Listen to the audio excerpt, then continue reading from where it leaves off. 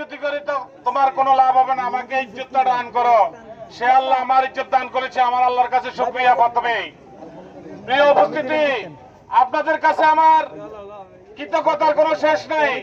আজকে কয়েকটা দিন আমার জন্য আপনারা যে কষ্ট করেছেন এবং আজকে সারাদিন না খেয়ে আমার জন্য কষ্ট করেছেন, আপনাদের কাছে আমি কৃতজ্ঞ। এখানে আমার বন্ধু বান্ধব, আত্মীয় স্বজন সবার কাছে আমি বিশেষ করে কৃতজ্ঞ আমাদের জামাল ভাইয়ের কাছে, যে জামাল ভাই আমাকে যে সার দিয়েছেন, যে সহযোগিতা করেছেন, এটা ইতিহাসে বিরল। আমি এটা সারা জীবন মনে রাখবো এবং এই রাজনীতি, এই জাতীয়তাবাদী দলের সদর পশ্চিমের রাজনীতি আমি আর জামাল ভাই একসাথে করবো ইনশাআল্লাহ। আপনাদের সঙ্গে জামাল ভাই আর আমি এই মাহবুব খোকনের নেতৃত্বে আমরা ইনশাআল্লাহ এই সদর পশ্চিমকে একটু ঢেলে সাজাবো ইনশাআল্লাহ।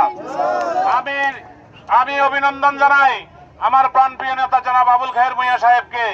আমি অভিনন্দন জানাই আমাদের লক্ষ্মীপুর 3 আসনের সংসদ সদস্য শহীদুদ্দিন চৌধুরী আনিকে। আমি এই বলে আমি আজকে আর কিছু বলবো না। আপনাদের সবাইকে আবারও শুভেচ্ছা জানিয়ে আমি আমার বক্তব্য শেষ করছি। আমি আপনাদের কাছে কৃতজ্ঞ। ঋণ আমি কখনো শোধ করতে পারবো না।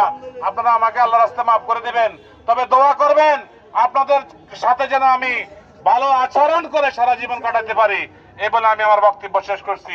ধন্যবাদ সবাইকে। আসসালামু আলাইকুম।